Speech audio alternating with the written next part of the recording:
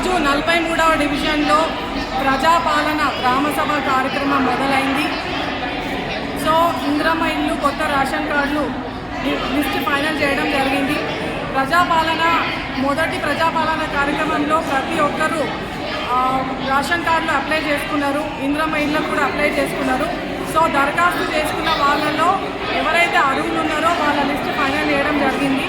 ఇంద్రమ్మ ఇళ్ళ విషయానికి వస్తే ఎవరికైతే భూమి ఉందో, జాగా ఉందో వాళ్ళకి 11 మంది వాళ్ళని ఎలిజిబుల్ చేయడం జరిగింది.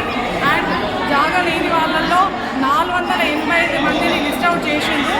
మళ్ళీ అందులో కూడా ఫైనల్గా స్క్రూటినీ చేసి ఇవ్వడం జరుగుతుంది. సో మేమందరం కమిటీ సభ్యులం కూర్చొని వెరిఫై చేస్తే అందులో 106 నంబర్ చామకూర విశాలి రెడ్డి గారు, మురా ప్రభాకర్ రెడ్డి గారి వైఫ్ పేరు రేకుల షెడ్లో ఉన్నట్టు రావడం జరిగింది. మరి వాళ్ళు రాయించుకున్నారా, లేకపోతే వేరే వాళ్ళు కావాలని రాయించిండ్రా, లేకపోతే అధికారులు దాన్ని రాంగ్గా ఎంట్రీ చేసిండ్రా, అది సిస్టమ్ ప్రాబ్లమా మాకు తెలియదు. కానీ కమిటీ సభ్యులం అందరం కలిసి దాన్ని ఆబ్జెక్షన్లో పెట్టి తీసేయమని చెప్పడం జరిగింది అధికారులకి. నేను అధికారులకి ఒకసారి రిక్వెస్ట్ చేస్తున్నా, దయచేసి మళ్ళొకసారి ఎవరైతే దరఖాస్తు చేసుకున్నారో మీరు వాళ్ళని కరెక్ట్గా ఫైనల్ లిస్ట్ చేసే ముందు మీరు పోయి కరెక్ట్గా చూసి వాళ్ళ అర్హులా కాదా అని చూసి లిస్ట్ ఫైనల్ చేయాల్సిందిగా నేను మీ అందరికీ రిక్వెస్ట్ చేయడం జరుగుతుంది. ప్రోగ్రామ్ స్టార్ట్ అయింది.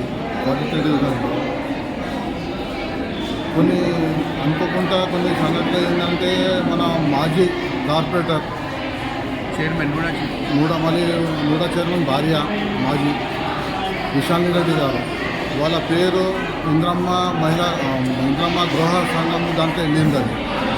అయితే మనం ఉన్న వాళ్ళమే కార్పొరేషన్ చేసిన వాళ్ళమే ఎట్లా ఇంకో తక్కువ ఆఫీసర్లో తక్కువ లేకపోతే వీళ్ళ తప్ప అర్థమవుతలేదు.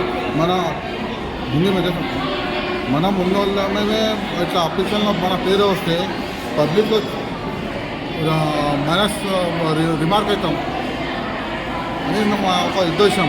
ఏగున్నా అది ప్రభాకర్ రెడ్డి మళ్ళీ విశాంత్ రెడ్డి గారు దాన్ని ఏగున్నా సరిగ్గా తిప్పాలని మా డిమాండ్.